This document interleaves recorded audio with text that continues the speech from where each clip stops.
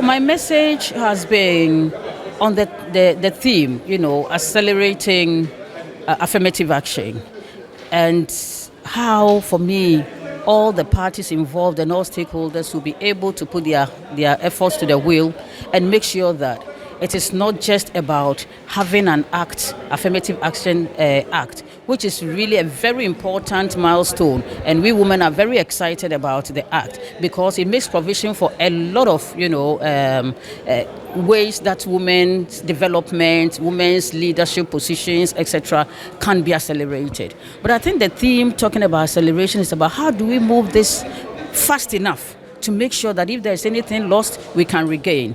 And in that, we need to have collaborative efforts from all stakeholders.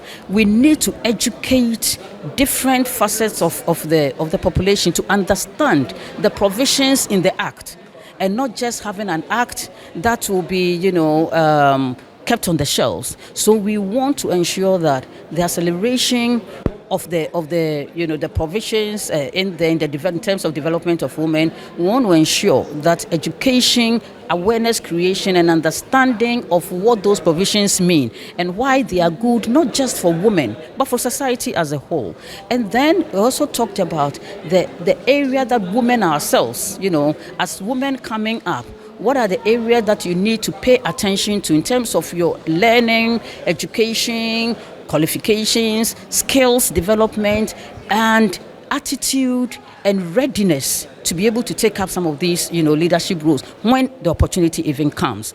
Again, we are talking about the fact that if you look at the TVET service where I just, delivered my speech, this is an area where we are trying to bridge the gap between men and women or boys and girls when it comes to technical professions and vocational profession. Hitherto, people have thought that if anybody got into technical or vocational profession, then you're a school dropout, etc. No, we are saying that is really the basis for development and for industrialization and all that. And so I again encourage the fact that we should continue to build that momentum and make sure that our young people are taking jobs and breaking barriers. Young girls and women are breaking barriers so that there is no province called a man's world or a woman's world, a man's job or a woman's job. At the end of it all, I said that as women, senior women who are accomplished women who have had the opportunity to be in senior leadership roles and, at every front,